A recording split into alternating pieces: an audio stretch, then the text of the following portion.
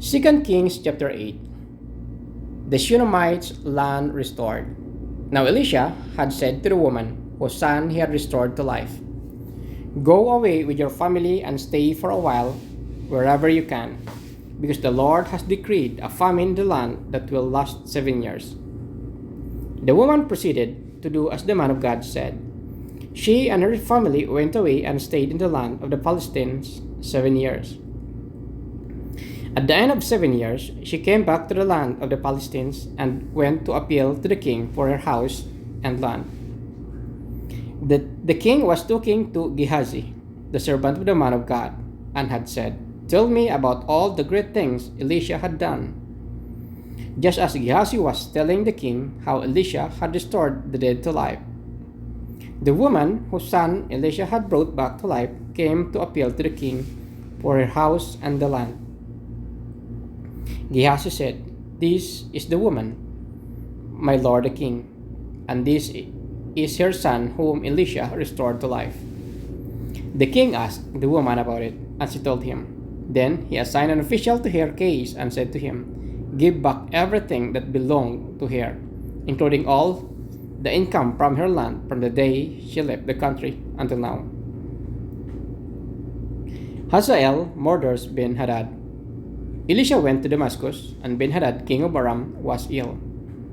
When the king was told, "The man of God has come all the way up here," he said to Hazael, "Take a gift with you and go to meet the man of God. Consult the Lord through him. Ask him, 'Will I recover from this illness?'"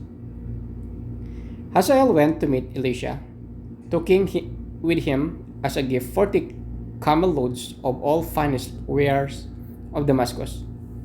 He went in and stood before him and said, "Your son Ben-Hadad, king of Aram, has sent me to ask, 'Will I recover from his illness?'"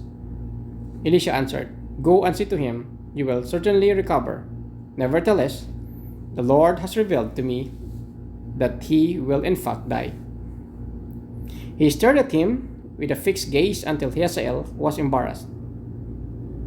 Then the man of God began to weep. "Why is my Lord weeping?" asked Hazael.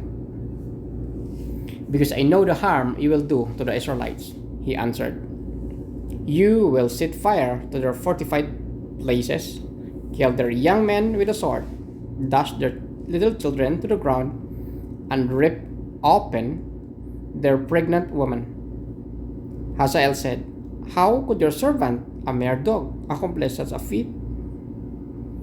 "The Lord has shown me that you will become king of Aram," answered Elisha. Then Hazael left Elisha and returned to his master. When Ben-Hadad asked, "What did Elisha say to you?" Hazael replied, "He told me that you would certainly recover."